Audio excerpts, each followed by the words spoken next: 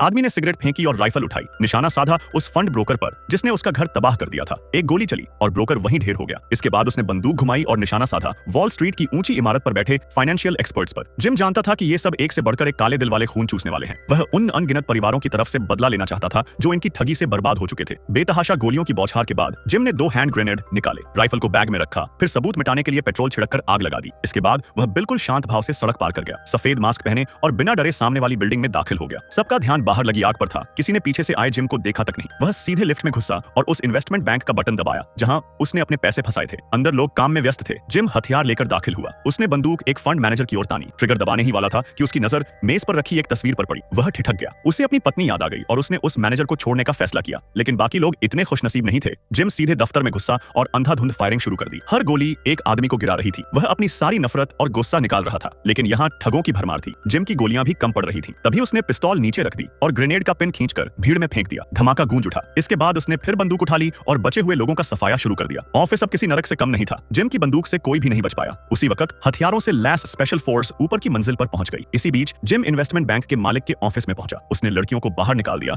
और सामने दिखा वो आदमी जिसने उसकी जिंदगी तबाह कर दी थी। जिम ने उसे मेज के दूसरी तरफ किया और खुद मास्क उतारकर उसकी कुर्सी पर बैठ गया। बंदूक की नली उसकी ओर थी, लेकिन मालिक के चेहरे पर कोई डर नहीं था। उसने ठंडेपन से कहा, इस दुनिया में कोई भी ईमानदारी से अरबों खरबों नहीं कमाता। मैं और मेरी आने वाली पीढ़ियां हमेशा इस समाज के सबसे ऊंचे पायदान पर रहेंगे। तभी जिम ने जानबूझकर अपनी पिस्तौल टेबल पर रख दी। मालिक को मौका मिलते ही उसने पिस्तौल उठाकर जिम पर तान दी। इतने में स्पेशल फोर्स कमरे में घुसी और बॉस को आतंकी समझकर गोली मार दी। जिम तुरंत जमीन पर लेट गया। पुलिस ने उसे बंधक समझकर बाहर निकाला। बाहर उसका पुलिस वाला दोस्त जो सब जानता था जिम को बाहर लेकर गया। इसके बाद वह हमेशा के लिए गायब हो गया और सभी हत्याओं का इल्जाम मैनेजर पर आ गया।